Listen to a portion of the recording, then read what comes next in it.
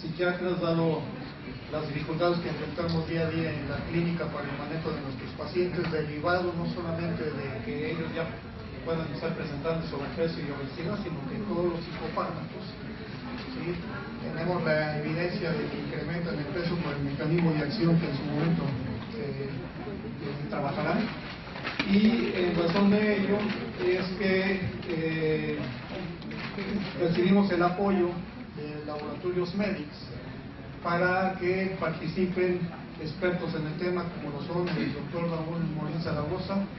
Él es un médico con amplia trayectoria académica en la Universidad Nacional Autónoma de México, y él se ha enfocado en los últimos años al estudio de la obesidad. También participará con nosotros el doctor Alejandro Díaz Sanzaldúa, médico psiquiatra, y que también se ha dedicado a estudiar el mecanismo de acción de los psicofármacos y específicamente sobre el aumento de peso y la obesidad consecuente.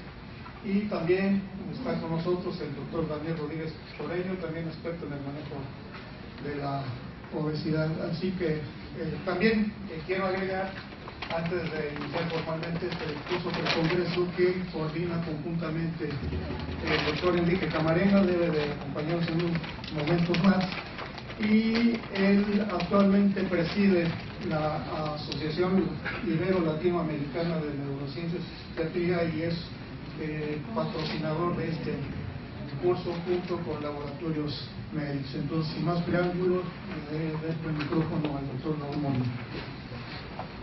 Muchas gracias, doctor Oscar. Buenas tardes a todos ustedes. Nos da mucho gusto poder platicar acerca de un tema que es muy controvertido, y más cuando nos damos cuenta que la obesidad es un problema de primer nivel de atención. Entonces, ¿por qué estamos aquí? Porque nos ha rebasado, y lo estamos viendo en el segundo nivel y en el tercer nivel. ¿Y qué hacemos con un paciente obeso? La obesidad está definida como una enfermedad incurable, por lo tanto lo más que podemos hacer es dar algunas acciones paliativas, y de estas, ¿cuáles son las que vamos a llevar a cabo? Pero más o menos tenemos alguna estrategia cuando hablamos de un paciente obeso hipertenso o un paciente obeso con diabetes mellitus. Pero ¿qué hacemos con un paciente obeso que tiene un trastorno psiquiátrico? Nos vemos muchísimo más imposibilitados de poder agradecer o ayudar en algo. Por supuesto que hay un componente muy importante social en la obesidad. Lo que ha sucedido de 60 años a la fecha con la tecnología, con lo que hemos dejado de hacer de actividad física y con la oferta de alimentos procesados es mayor que el cambio de los genes. Todavía tenemos genes ahorradores como si estuviéramos con Homo ergaster. Ese es un problema, porque están esperando una solución biológica y creo que debe ser una solución social. Ha causado más expectativa el que le aumentaron un peso a cada litro de bebidas azucaradas, que es posiblemente lo que hemos estado trabajando los últimos 15 años. Pero nos damos por bien servido con que le hayan aumentado o hayan hecho la propuesta de que aumente el 1%. Por cierto, que Coca-Cola traía un anuncio, recordarán ustedes, que si nos tomábamos un vaso de 250 mililitros, tomábamos 140 calorías y podíamos sacar a pasear al perro 20 minutos, sonreír y hasta escuchar aquí a algún necio que se pudiera estar hablando. La pregunta era, ¿y si me tomo 2 vasos? ¿Y si no saco a pasear al perro? Pero lo interesante es que en el avión hoy estaba viendo el Universal y estaba leyendo un desplegado de la industria refresquera y mencionaba que era nada más 35 calorías lo que aportan las bebidas azucaradas a la ingesta diaria de alimentos a los mexicanos. 35 calorías. ¿Sí? Entonces ya no le entendí quién estaba mintiendo, si el primero o el segundo. Pero de que somos tomadores de refresco y tomamos 165 litros de refresco al año los mexicanos. Y por supuesto que también la FAO nos dio otra buena noticia: nos ganan en fútbol los gringos, pero les ganamos en obesidad. Ya somos primer lugar, ya somos primer lugar en obesidad. Y en infantiles, ahí la llevamos. También estamos siendo primer lugar en obesidad infantil. Lo curioso es que dicen que estos niños por primera vez van a ser enterrados por sus padres. Por primera vez, y las cosas no logramos encontrar un cambio. Con esto, a ver si podemos empezar. Si me das la primera, por favor. Ok. Agradecemos a nuestros anfitriones del Congreso Nacional de la Asociación Psiquiátrica Mexicana y de la Asociación Mundial Y observen ustedes, 72% y 67%. ¿Qué es lo normal? Pues que seamos como modelos de goteo, ¿sí? Eso es lo que es más frecuente. Y si estuviéramos en el principio de la historia, probablemente se seguiría justificando. Pero este es el tamaño del problema que vamos a enfrentar. Concepto, es una enfermedad. En 1985 se consideró a la obesidad una enfermedad. Antes era un signo, un síntoma de un problema estético, que era más que suficiente para ser atendido. Hoy se ha convertido en una enfermedad crónica, caracterizada por el aumento del tejido adiposo. El problema es que este tejido adiposo, que considerábamos era el adipocito, una célula ahorradora de triglicéridos, se convirtió en el órgano endocrino más importante. Se habla más de 52 moléculas que produce el adipocito. Y uno se pregunta, ¿y qué hacen? Porque apenas sabemos que son 52. Algo debe de hacer cada una de ellas. Angiotensinógeno, por ejemplo, ¿sí? Ahora nos va a quedar claro por qué son los obesos hipertensos. Pero 52, con la hipófisis nos hacíamos bolas, y eran 6 hormonas, ¿sí? Y además antecede y predispone a padecimientos como cardiovasculares y metabólicos. Las dos principales causas de muerte en el país: diabetes mellitus e hipertensión. Y antes de ellas, obesidad. Estamos hablando de un problema que la Organización Mundial de la Salud dice que la obesidad es una enfermedad mortal. Si hiciéramos un reduccionismo, ¿a qué se debe este aumento de peso a expensas de triglicéridos en los 30,000 millones de adipocitos que tenemos al momento de nacer? Aquí hay un aumento de la ingesta de energía y una disminución en el gasto. Eso no hay discusión. Pero también es cierto que podríamos tener aumento del peso con una ingesta normal, incluso con una disminución de la ingesta. En España disminuyeron la cantidad de calorías en el 10% y aumentó la obesidad, porque parece ser que el proceso de sedentarismo es extraordinariamente importante. Lo que hemos dejado de hacer de actividad física pudiese ser más importante que la forma en que comemos. Y por supuesto que si hiciéramos más actividad física, tendríamos mayor oportunidad de comer lo que nos agrada. Pero ni actividad física, ni dieta adecuada. Vemos cómo los programas de salud pública nos dicen, ese es un problema que se resuelve con medidas higiénico-dietéticas, dieta y ejercicio. ¿Es cierto? Sí. Son eficaces y son seguras. ¿Cuántas personas se adhieren a ella? Menos del 1%. Menos del 1%. Y si vemos a los médicos, ¿qué porcentaje de médicos son obesos? Más del 60% en el Seguro Social, y somos los que vamos a tratar el problema. ¿Sí? ¿Y cuántas horas se enseñan de obesidad en la carrera de medicina, que son 2.800 a 3.500 horas para recibirse de médico? ¿Cuántas horas se enseñan de obesidad? 3 horas. Hoy vamos a tener más. ¿Sí? Entonces, tenemos un gran problema y recursos que tenemos que ir incrementando. ¿Cómo podríamos definir este problema de desequilibrio del ingreso energético? Tratando de conocer cómo se divide el gasto energético en 3 componentes. La tasa metabólica en reposo, todo lo que gastamos de energía cuando recién despertamos, para que trabaje el corazón, el cerebro, los pulmones, el riñón, es la tasa metabólica en reposo. Es la más importante. El gasto energético del ejercicio, para los que hacen ejercicio, de acuerdo con una estadística del Centro Olímpico Mexicano, el 1% de los mexicanos hacen ejercicio. O sea, como el Chicharito y 2 cuantos más. No hacemos ejercicio, y aunque nos paguen, hacemos ejercicio.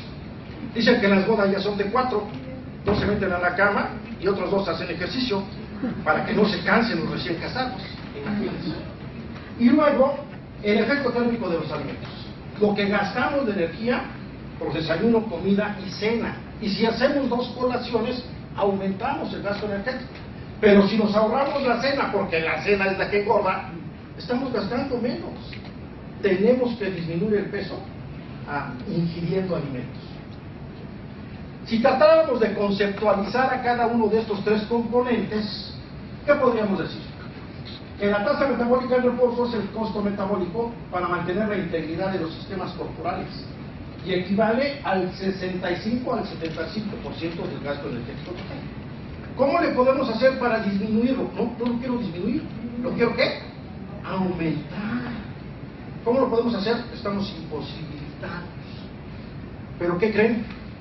Si a un paciente obeso lo colocamos en dieta hipocalórica, ¿qué disminuye? El gasto energético metabólico. Disminuye sustancialmente, cuando lo que queremos es que aumente, por el solo hecho de tener una dieta hipocalórica. Y observen, si nosotros nos damos cuenta en las barras en color verde, el gasto energético del tejido del hígado, encéfalo, riñones, intestino y corazón, observen, el 75%. ¿Y cuánto pesa? El 10%. Y si vemos cuál es el peso del músculo esquelético, casi el 40%, pero nada más gasta 20-22% en una persona de peso normal. En una persona delgada, si todavía existen estos componentes, su tejido adiposo, observen ustedes, 5%, 10%, pero ¿cuánto gasta peso del tejido? 30%. Estamos conservadores. Esa es otra cosa que perdimos. Teníamos al campeón mundial de exceso de peso en Monterrey, ¿no? A Manuel, 500 kilos, media tonelada. Ahora tenemos un exponente de 600 kilos en los Emiratos Árabes. Una persona de 600 kilogramos de peso. Y finalmente, una persona obesa, observen ustedes, el peso del tejido de una persona obesa puede ser el 50% de su peso corporal. ¿Y cuánto gasta? ¿Sí? Prácticamente no gasta energía. Son de los problemas que tenemos. ¿Qué sucede con el gasto energético? El consumo de energía por trabajo muscular, pues será de los dedos, porque todo es digital, ¿sí? Hemos dejado de hacer trabajo muscular y todo eso que nos preservó la vida durante 20 siglos o 21, 20 y medio, ahora ya no lo tenemos. La escuela se ha convertido en un factor de riesgo para la obesidad, porque los niños no hacen ejercicio. La clase de actividad física prácticamente es teórica, cuando tienen clase, ¿sí? Porque ya ven cómo se pone el difícil. Y luego cuando terminan, van a la cooperativa, ¿y qué compran? Comida chatarra. ¿Y por qué? Porque la maneja la cooperativa los padres de familia y entonces no quieren dejar de ganar, aunque les oferten a sus hijos comida chatarra. Es muy complejo. Equivale al 30% de la tasa metabólica en reposo, el gasto energético de ejercicio. Para que podamos ser considerados que tenemos el calificativo de no sedentarios, tendríamos que estar gastando 150 minutos a la semana, 4 o 5 sesiones de 30 minutos, ¿sí? De lunes a viernes, 30 minutos diarios. Si hacemos 4, somos sedentarios. Y si somos sedentarios, vamos a tener obesidad. Y si hacemos un solo día, no es suficiente. Deben de ser 5 días a la semana. Se dice muy fácil, no lo llevamos a cabo. Y observen, cuando estamos haciendo el interrogatorio, platicamos con el paciente, ¿qué nos dice? ¿Qué es lo informado acerca de la ingesta calórica? ¿Hiciste tu dieta? Por supuesto que sí, doctor. Me comí mi dieta de 1000 calorías. Ahí está. Pero cuando pasas a la báscula, subió de peso, porque lo real es que está comiendo de más. Tiene una falsa percepción de lo que ingiere. Entonces tenemos que ser más objetivos para poder llevar registros y poderlos hacer evidentes él y nosotros de cómo no estamos cumpliendo con las instrucciones que les estamos proporcionando. Y del gasto de energía de actividad física, todos los pacientes obesos hacen dieta y ejercicio y todos suben de peso. ¿Quién está mal? ¿La segunda ley de la termodinámica o ellos? Pues nos mienten. Pero por supuesto que nos están mintiendo. También hay una falsa apreciación. Eso es lo que informan. Me muevo mucho, doctor, ¿sí? Tengo que pararme e ir a la computadora y 2 teclas más, tengo que mover, etc. La verdad es que somos extraordinariamente sedentarios, somos muy sedentarios. Y no se ha podido integrar en una sola teoría los componentes conductuales, sociales, orgánicos para explicar la obesidad. Y lo que más hacemos los médicos es hablar de los problemas orgánicos y los sociales. Si pusiéramos bebederos, posiblemente estaríamos tomando menos de 160 litros de agua de refresco al año. Pero no tenemos bebederos. ¿Sí? Y los conductuales, ese es uno de los motivos que está con ustedes. ¿Qué podemos hacer con estas condiciones? Si lo habláramos desde el punto de vista de la genética, sí hay una importancia. Cuando se hicieron los estudios en el ratón OV-OV, se pudo demostrar que este ratón carecía del gen OV-OV que codifica para la síntesis de leptina. Entonces los ratones que carecen de leptina suben de peso. Resolvimos el problema. Vamos a ver a los humanos, les medimos la leptina y les damos leptina y ya. ¿Pero qué creen? Los humanos no somos como las ratas. O las ratas no son como los... En el orden que ustedes quieran. ¿De acuerdo? Resulta, no hablemos de eso, cuando nos están dando el informe y todas esas cosas. Tenemos un pacto. Acuérdense, tenemos un pacto. Okay. ¿Qué sucedió con el paciente obeso? Tiene hiperleptinemia. Tiene incrementada la cantidad de leptina, que es la que da la orden de dejar de comer. ¿Sí? Por lo tanto, el problema es resistencia a la leptina. El obeso cursa con resistencia a la leptina, que no nos explicamos del todo. Y además cursa con resistencia a la insulina. Y si fuera un problema genético, no sería un problema monogénico, no sería un gen el que estaría involucrado. Hoy día se habla más de 150 genes que podrían estar relacionados con el problema de obesidad. ¿Vamos a tener una respuesta a través de la genética? Pues no. Ni modo de renunciar a nuestros padres, es a posteriori, debió haber sido a priori. Y yo, como no tengo conflicto con ellos, todavía los quiero. Ese fue un consejo que me dio Huáscar. Desde esto y se van a poner más interesantes. Muy bien. Algunos genes que sí conocemos. El gen OV-OV que va a codificar para la leptina la produce el adipocito, se va por la sangre, llega al hipotálamo, al núcleo arcuato y le dice a las neuronas neuropéptido Y, no produzcas neuropéptido Y, que es el que hace que tengamos hambre. Entonces una persona obesa constantemente tiene hambre, no tiene saciedad, y el hambre es tónica, constantemente. Es como el sueño, solamente tenemos sueños hasta que los despertamos. ¿De acuerdo? Constantemente tienen hambre, pero además tienen bajo el tono simpático. Y al tener bajo el tono simpático, no tienen ganas de hacer ejercicio. Entonces es un problema de la fisiopatología de la obesidad. Lo que dijimos en alguna ocasión que era falta de voluntad, no. Es falta de mediadores a nivel del sistema nervioso. Pero también está involucrado el gen diabetes, que codifica para el receptor de leptina. Y también está involucrado el gen FAT, que es un traductor que procesa la insulina, o el gen TUBI, o el AYUCTI-YELO. Todos, y ahora se habla de 150 genes que podrían estar involucrados en diferentes aspectos en relación con la obesidad. De lo que sí nos relacionamos más es la correlación que puede tener la obesidad con el hipotálamo.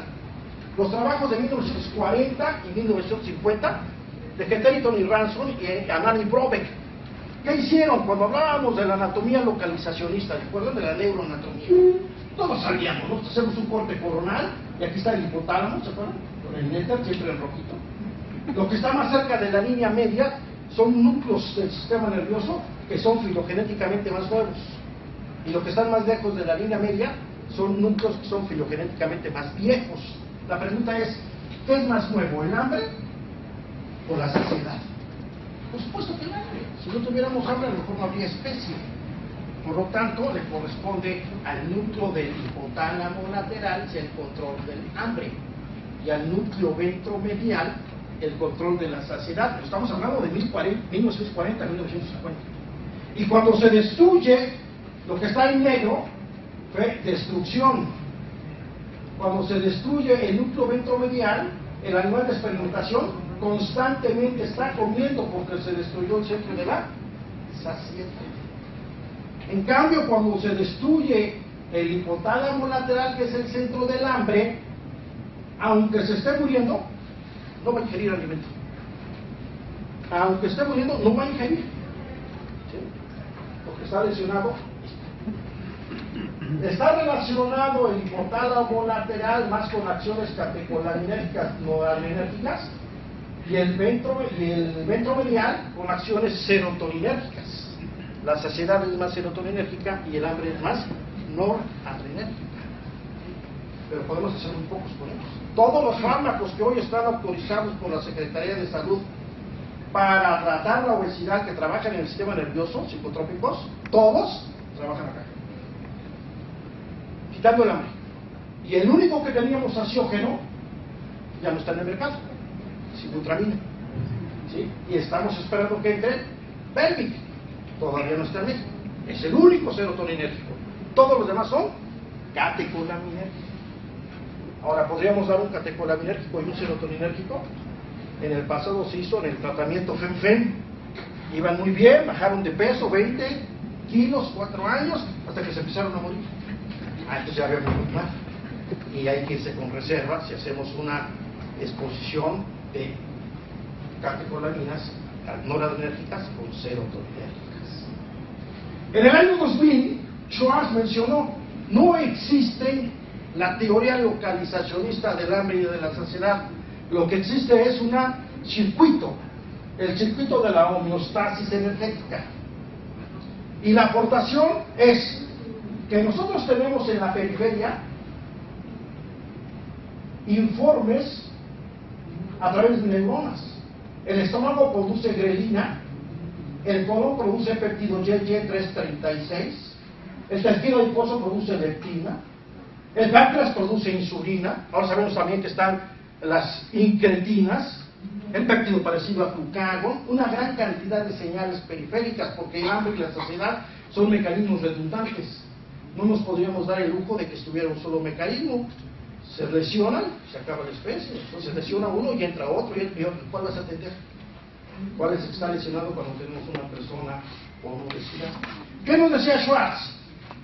Los dos principales señales periféricas para el control de la cantidad de energía almacenada en el cuerpo en forma de grasa, la cantidad de energía almacenada en el cuerpo en forma de grasa, porque almacenábamos grasa porque no íbamos a comer al día siguiente, sino una semana o 2 semanas después, y tenemos esos mismos genes. Hasta 1950 nosotros estábamos estudiando en la facultad que los niños se morían de desnutrición. ¿Ahora qué les enseñamos? Que se mueren de exceso de alimento. Todavía seguimos enseñando enfermedades agudas y no sabemos cómo manejar las enfermedades crónicas. Cuando llega la señal de la leptina y la insulina, que acabamos de tomar alimento, van por la sangre en cantidades equivalentes, y la insulina llega al núcleo arcuato, a las neuronas neuropéptido Y al guti, y las inhiben. Y la leptina y la insulina llegan al núcleo arcuato, a las neuronas POMC y CAR, y las estimula. El neuropéptido Y al guti llegan a la neurona de segundo orden en el núcleo paraventricular y inhiben el hambre. Y las neuronas proopio melanocortinas y la coordinador de anfetamina dispara la estimulación de melanocortina para causar saciedad, y ello mantiene el equilibrio de lo que ingiero y de lo que gasto de energía. Se mantiene en equilibrio la ingesta y el gasto en una persona normal. Pero si es una persona obesa, hay resistencia a la leptina, hay resistencia a la insulina, no se inhibe el hambre, que está tónica, sí se inhibe la saciedad. El hombre va a estar constantemente comiendo, hay ingesta alta y gasto de energía bajo. Entonces tengo que decir, no vas a tener ganas de hacer ejercicio, pero no tienes que hacerlo. Y se dice muy fácil, pero se hace muy difícil. Ya ven, cuando llega uno a casa y le dicen, lo tienes que hacer, ya ven, no, pues aquí tenemos resistencia a la leptina. Muy bien. Consecuencias de esta condición: aumento de ingesta, que esa energía solamente la puedo almacenar en forma de grasa, no la puedo almacenar en forma de glucosa más que para 24 o 72 horas en glucógeno hepático o muscular. Y no lo puedo almacenar en forma de proteína. Estamos hechos para almacenarlo en forma de ¿qué? De triglicéridos dentro de los adipocitos. Cuando este tejido adiposo aumenta su volumen, se convierte en un adipocito disfuncional. Y en lugar de producir adiponectina que mantiene los niveles normales de funcionamiento, empieza a producir cantidad de productos, sobre todo inflamatorios, quimiosinas. Por eso consideramos que la obesidad es una enfermedad inflamatoria de baja intensidad.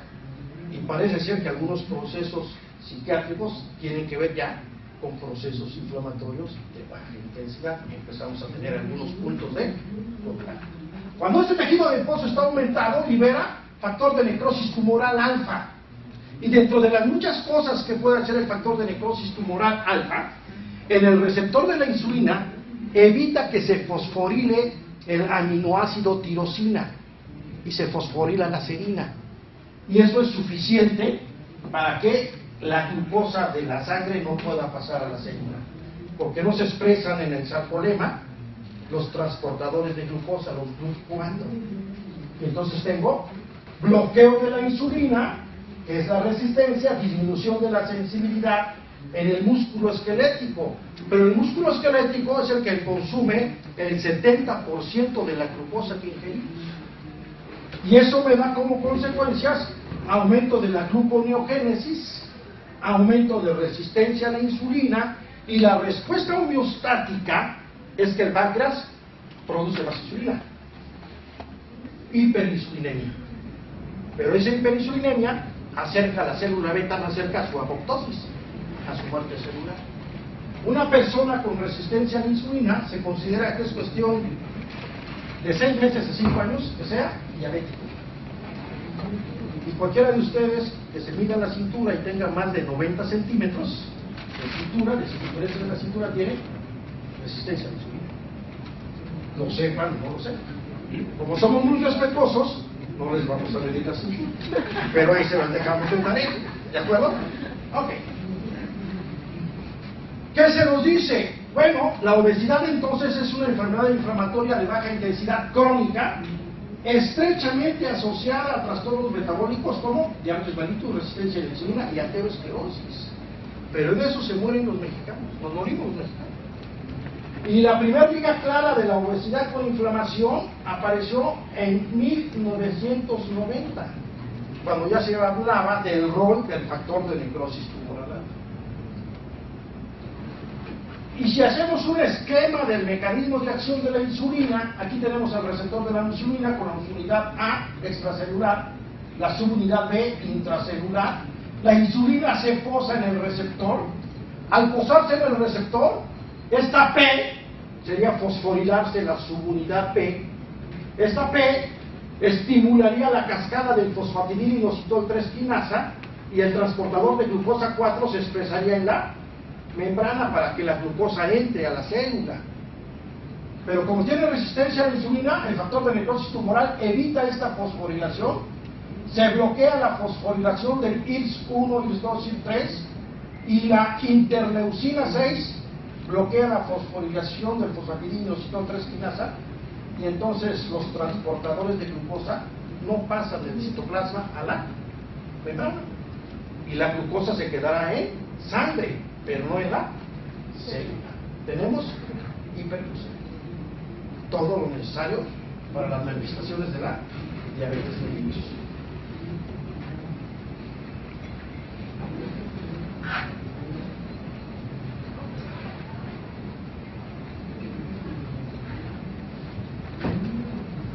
Desde el punto de vista de la resistencia a la insulina, se considera que la obesidad es el factor más importante que contribuye a la resistencia a la insulina y activar crónicamente las vías inflamatorias. La prevalencia de la diabetes mellitus anda en el 12-13% de la población, la hipertensión en el 20-24%, la obesidad y el sobrepeso 70%.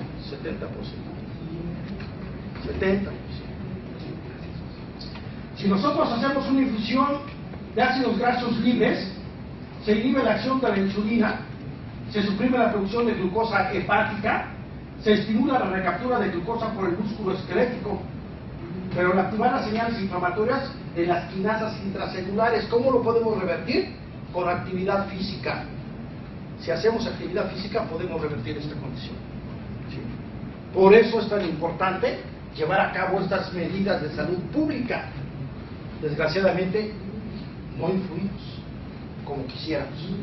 Debemos de seguir insistiendo, pero podríamos, además de las medidas de salud pública, poner medidas de asistencia médica.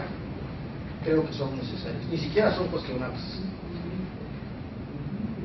¿Qué sucedió en 1988? Gerald Revin se da cuenta que los pacientes que presentan resistencia a la insulina, que los pacientes que tienen hipertensión arterial, que los pacientes obesos y los pacientes que tienen hipertrigliceridemia tienen una distribución de la grasa de tipo central, tienen aumentada la circunferencia de la cintura. Y entonces menciona que existe un síndrome que se llama, primero lo llamó él, síndrome X, síndrome dismetabólico, síndrome metabólico, síndrome cardiovascular. Y le llamaron los 4 jinetes del apocalipsis. ¿Sí? Los 4 jinetes del apocalipsis.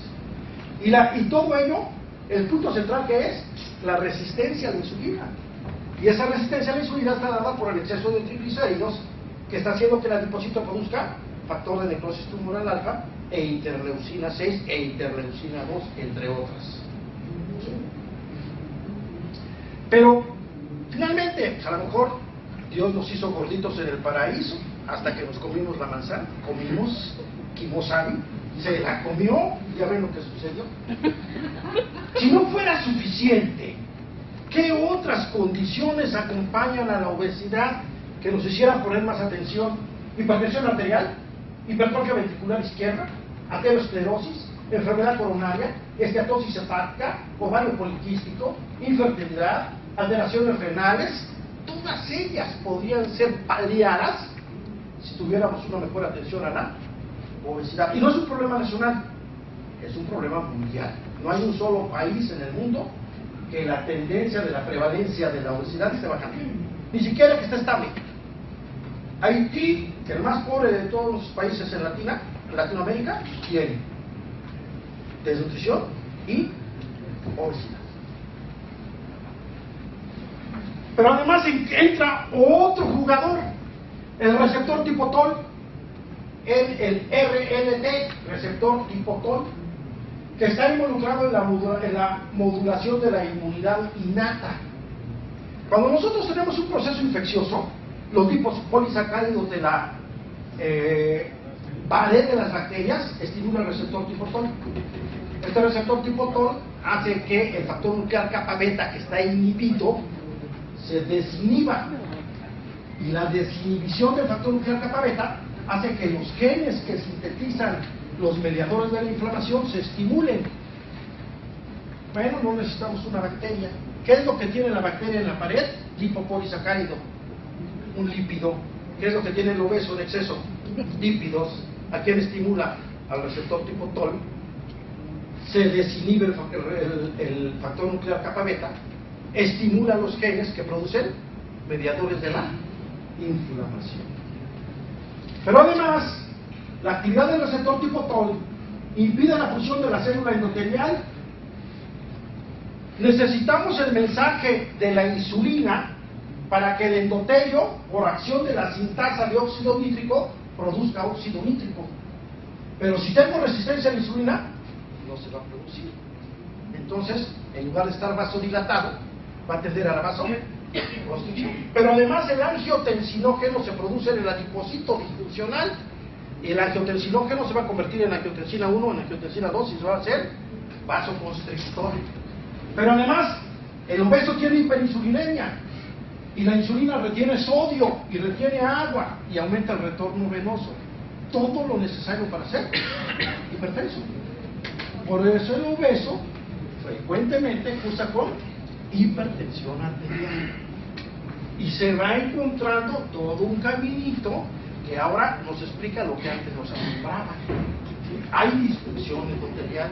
Aquí estaría el lipopolisacárico, aquí estaría el receptor tipo TOL, aquí se estaría activando la cadena del IKK para finalmente llegar al núcleo y estimular al factor de necrosis tumoral alfa o a la inflamación de la vía del COX. Vamos a tener un proceso inflamatorio subyacente, ¿sí?, pero de largo plazo. Y cuando es de largo plazo, en lugar de ser protector, es agresivo.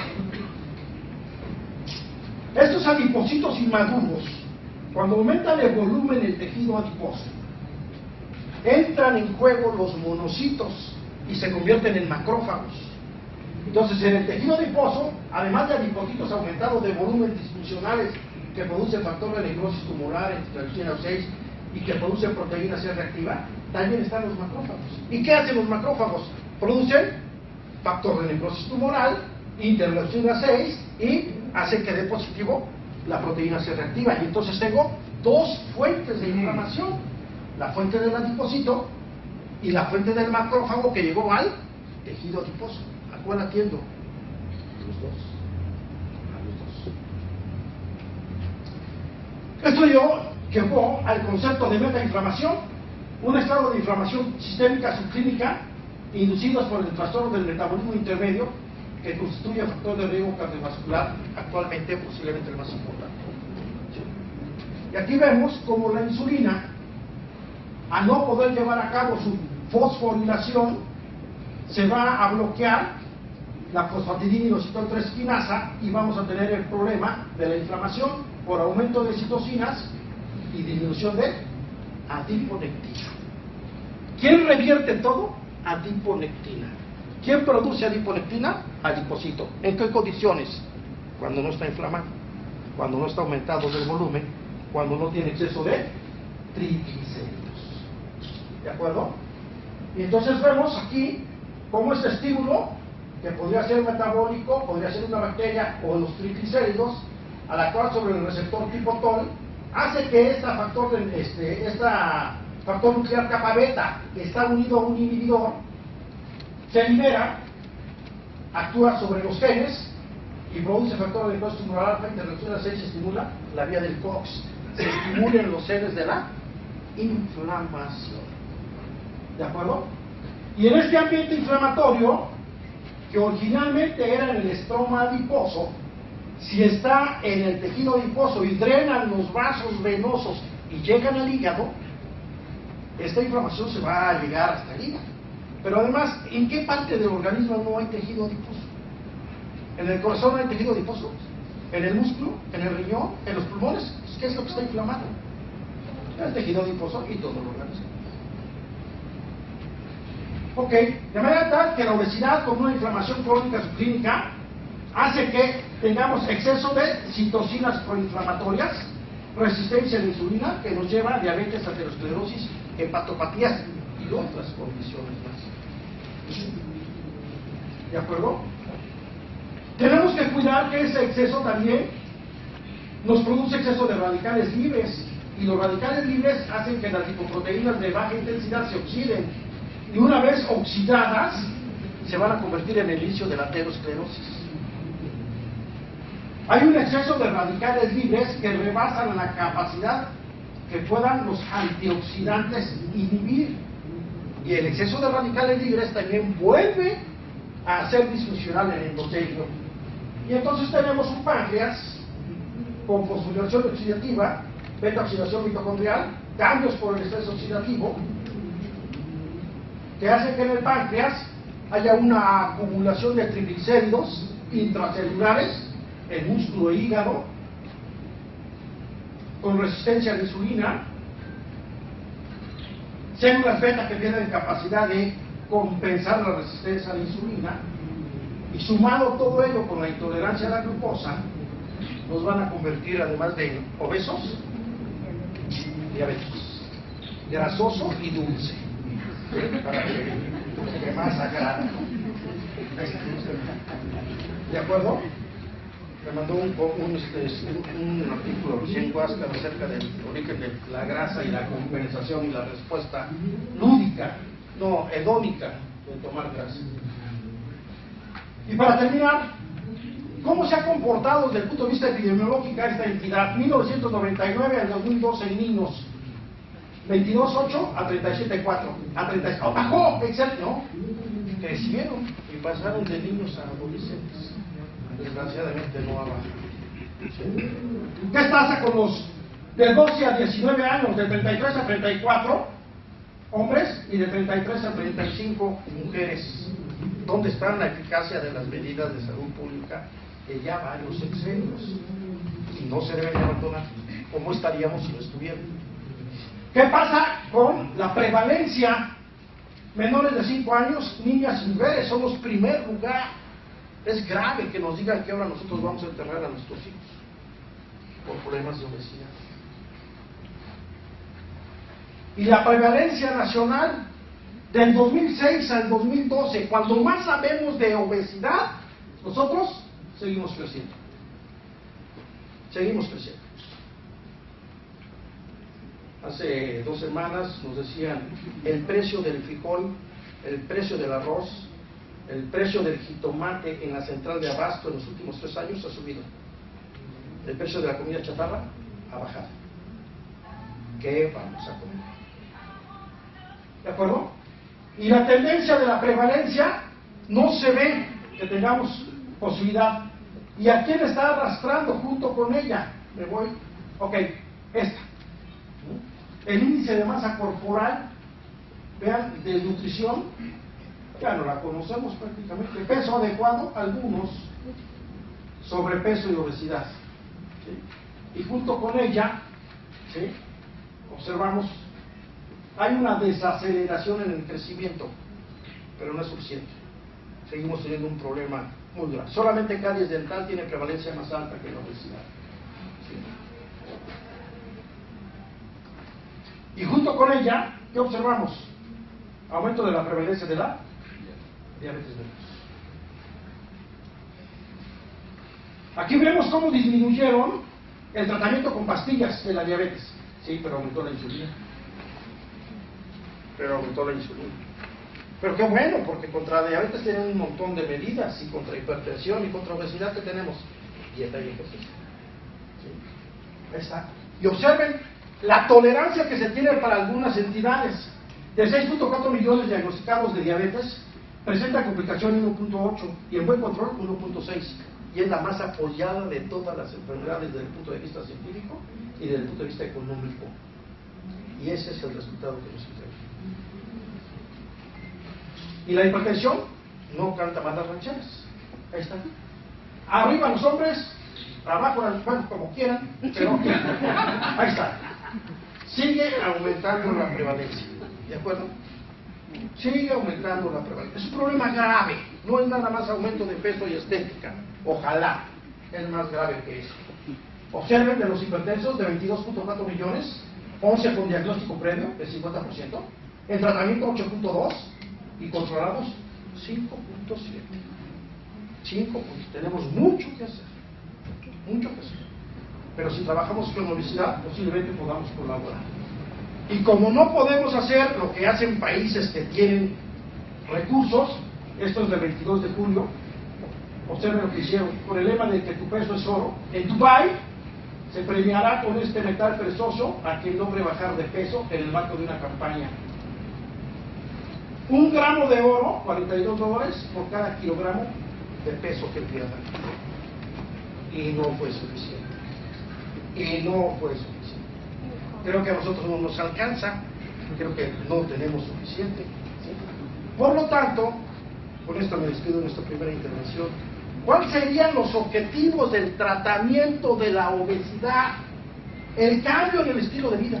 Ese es el tratamiento.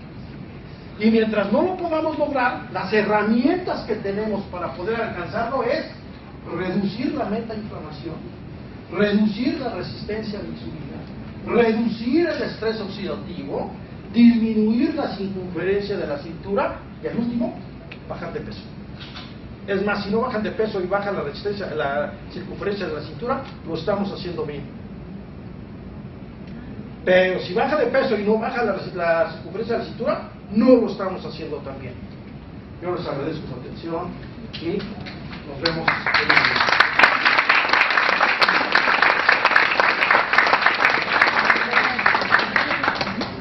agradecemos al doctor Morín esta primera intervención en la que él de manera general nos está dando la plataforma de acción de los psicofármacos, ¿sí?, en el incremento de peso. Adelante, doctor Alejandro Díaz Sanzaldúa, por favor.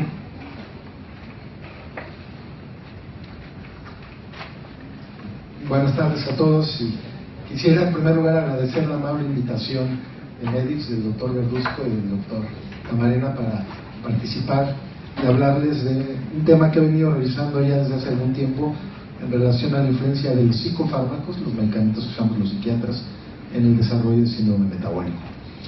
Bueno, la verdad es que estamos ante una situación pandémica, pero la mala noticia de esta pandemia es que afecta al ser humano en su totalidad, pero particularmente al enfermo mental, y las prevalencias no va a tener sobre datos epidemiológicos que ya vieron en detalle en diapositivas anteriores, pero realmente hay una tendencia muy notable al desarrollo de sobrepeso y obesidad en general en la población humana, pero también y de manera muy particular en los enfermos mentales.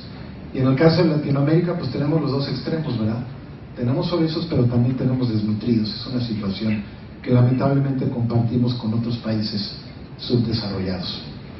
¿Qué pasa en cuanto al desarrollo de estos problemas? Bueno, por supuesto que hay antes que cualquier otro elemento una base biológica, que además está influenciada por una base ambiental. El individuo nace predispuesto por factores genéticamente determinados a desarrollar problemas metabólicos, pero también se expone a un ambiente en el cual estos factores pueden ser más fácilmente expresados. La tendencia general que tenemos hoy del ser humano, de un individuo que lleva vida sedentaria, con malos hábitos de alimentación, bueno, se ha vuelto particularmente célebre esta tendencia de las poblaciones de países en vías de desarrollo, de México en particular, ¿verdad?, principal consumidor de bebidas endulzadas del mundo, de refrescos o gaseosas, como le llamen cualquiera de ustedes. Esto habla un poco de la tendencia que tenemos en cuanto a este aporte excedido en calorías y que además no se acompaña muchas veces de una actividad física regular.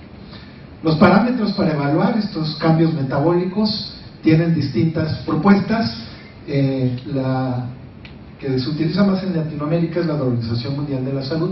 Esto ha sido aprobado por instituciones como el Instituto Nacional de Nutrición, donde se promueve, por cierto, y es importante tomarlo en cuenta, que se tengan que tomar criterios ajustados a población latinoamericana, que si ustedes checan no coinciden necesariamente con los criterios que marca, por ejemplo, el ACTP a nivel de Estados Unidos o la Federación Internacional de Diabetes. Es decir, el criterio de índice de masa corporal sería menor de 22 en varones, menor de 23 en mujeres, y la circunferencia abdominal menos de 90 centímetros en varones y menos de 80 centímetros en mujer, para considerar que no tendrían un problema metabólico. Bueno, pues sí, ¿verdad? Lamentablemente en cosas no muy positivas podemos ser líderes, pero eso de ninguna manera significa que estamos en el camino correcto.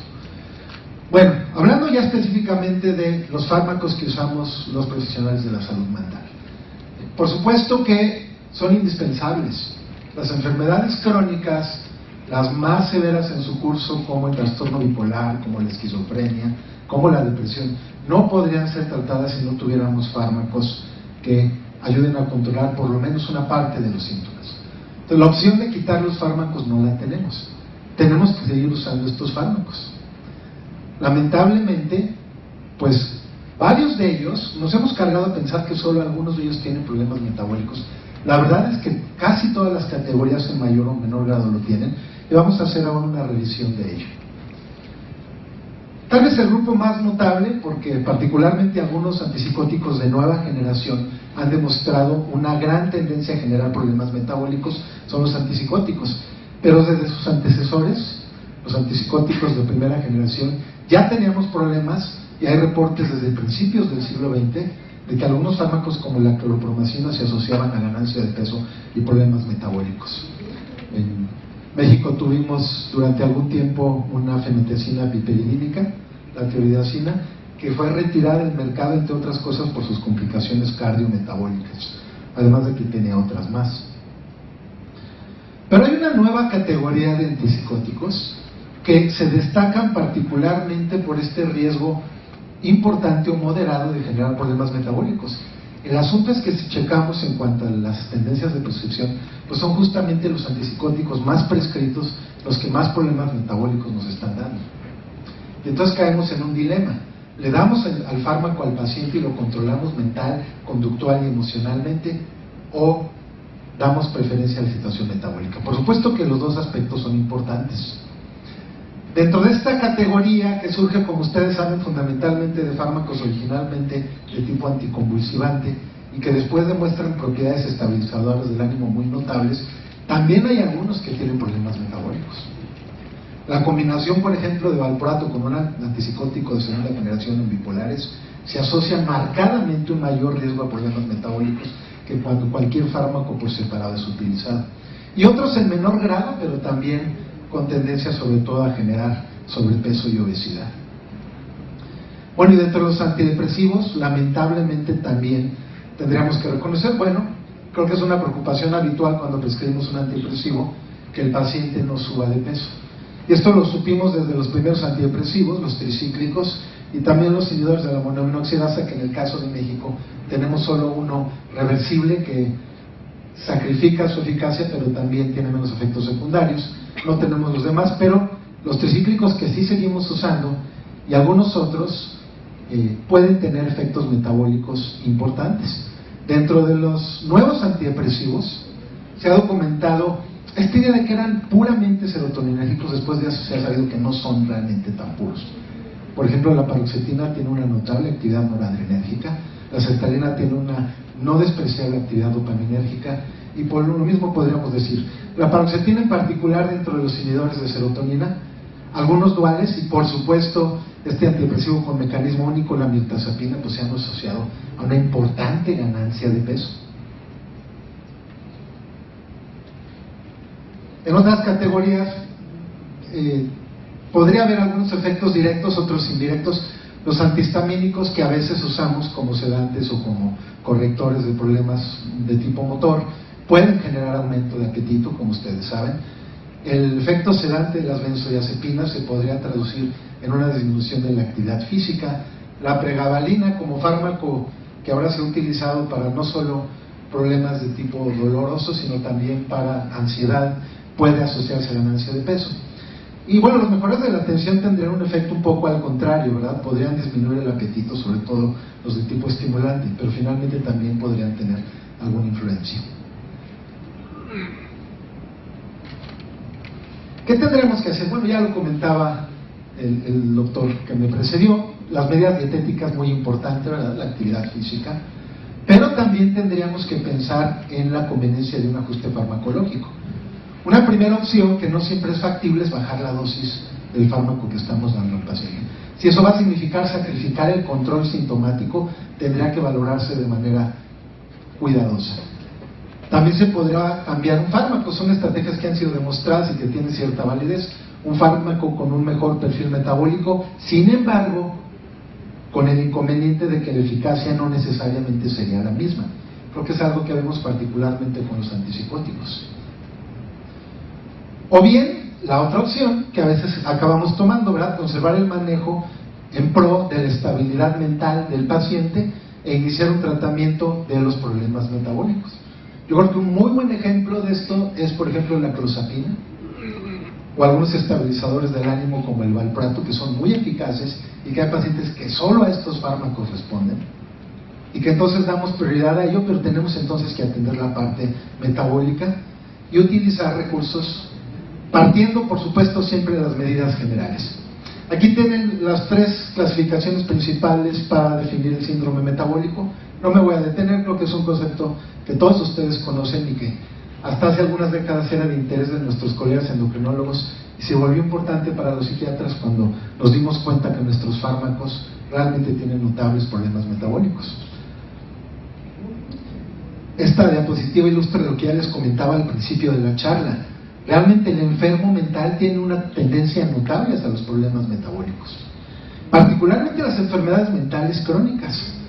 Quiero compartir con ustedes esta diapositiva que fue cedida para uso en mis presentaciones por el doctor Joseph Calabrese, que es uno de los líderes internacionales en el estudio y tratamiento del trastorno bipolar, nos deja muy claro, pues sobre todo las enfermedades mentales crónicas, cómo la esquizofrenia y el bipolar tienen serios problemas metabólicos, con prevalencias que pueden ser del doble o más de la población general, por ejemplo, si hablamos del síndrome metabólico, en este caso definido de acuerdo a los criterios del NCEP, que es el grupo de estudio del colesterol de los Estados Unidos. Bueno, pero ¿por qué tiene más problemas metabólicos el enfermo mental?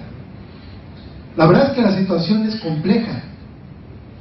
Desde la herencia se sabe que podría haber factores que involucraran una predisposición no solo para enfermedad mental, sino para diabetes también. Los comportamientos de salud, que evidentemente son descuidados por muchos enfermos. Los relacionados al tratamiento, por supuesto, ¿verdad? Tanto el efecto sedante, los efectos motores, los efectos metabólicos directos y también algunos otros factores como los relacionados al sistema de atención. Todo esto se suma para que tengamos entonces individuos con un perfil mucho más fácil, mucho más frecuente hacia el desarrollo del síndrome metabólico. Y si vemos, por ejemplo, de los 5 criterios para definir síndrome metabólico del NCEP, ven ustedes que en 4 de ellos influyen los antipsicóticos de manera muy clara. Solo en la hipertensión arterial no, pero en los otros 4 relacionados a sobrepeso, aumento de lípidos, triglicéridos, disminución de lípidos protectores como las lipoproteínas de alta densidad y cambios en la glucosa, en todos ellos pueden influir, sobre todo algunos fármacos. ¿Hay diferencias? Sí. Desde que Allison hizo este metaanálisis que creo que ustedes conocen, que demostró que hay distintos efectos sobre la ganancia de peso, pudimos percatarnos con dosis equivalentes en un estudio de 10 semanas de distintos antipsicóticos que el riesgo metabólico es diferente, con algunos prácticamente neutro y con algunos otros moderado y mayor. Hasta que llegamos a finales del 2003, donde de manera inédita, y creo que esto nunca se había dado antes, simultáneamente una revista de alto impacto en psiquiatría, que es Journal of Clinical Psychiatry, junto con una revista de alto impacto en metabolismo, que es Diabetes Care, que es el órgano de divulgación de la Asociación de Diabetes Americana, hacen este consenso que ya conocen ustedes y que demuestra que realmente hay diferencias después de una revisión basada en evidencia sobre los riesgos metabólicos de los antipsicóticos de segunda generación. Claro que aquí estamos hablando solo del riesgo metabólico. Por ahí el doctor Lieberman, el jefe de psiquiatría de la Universidad de Columbia en Nueva York, ¿verdad?, nos recuerda que probablemente la eficacia antipsicótica estaría involucrada también con el mayor riesgo metabólico. Entonces realmente estamos en un problema, porque justamente los más eficaces son los que nos dan más problemas metabólicos. El asunto es que tener problemas metabólicos, como ya se comentó, tiene un impacto notable en la salud. Aquí pueden apreciar ustedes que tanto en mortalidad como en desarrollo de diabetes y de hipertensión, pues les va mucho más mal a los que suben de peso. Y estos son datos de pacientes que recibieron antipsicóticos y que tuvieron como consecuencia estos 3 tipos de tendencia que, como ven, son muy similares. Más diabetes, más hipertensión y más muerte relacionada a problemas metabólicos. Esto impacta no solo a nivel de salud, también impacta a nivel económico, porque el individuo tiene que gastar más, no solo en la enfermedad mental, también en la enfermedad metabólica. Aquí ven lo que pasa cuando se combinan antipsicóticos de uso habitual y que tienen además problemas metabólicos acompañados. Vean cómo crecen los gastos en las columnas de la derecha. Muy notable. Y por supuesto, impacta todo esto en la calidad de vida. Aquí aprecian ustedes en amarillo esquizofrénicos, en verde bipolares. ¿Qué pasa cuando el índice de masa corporal va aumentando? Creo que es clarísimo, ¿verdad? Cuando el índice de masa corporal es normal, la calidad de vida se conserva. En el sobrepeso se mantiene, pero a partir de la obesidad leve, moderada y grave, se hace mucho más notable el impacto sobre la calidad de vida en estos 2 grupos de enfermos mentales. ¿Qué hacen los fármacos? Bueno, la verdad es que son muchas cosas. No hay un solo mecanismo, son muchos mecanismos los involucrados. Voy a tratar de mencionar los más notables. Primero empezando por hablar de este complejo sistema de regulación energética que tiene el organismo humano y que tiene como centro principal de regulación a este importante órgano de nuestro cerebro primitivo que se llama el hipotálamo y que lleva a cabo muy diversas funciones que tienen que ver con la regulación metabólica, con una serie de vías, tanto orexigénicas como anorexigénicas, que aquí pueden ver las más notables de ellas, algunos péptidos que protagonizan esto, ¿verdad?, Pero sobre todo vean ustedes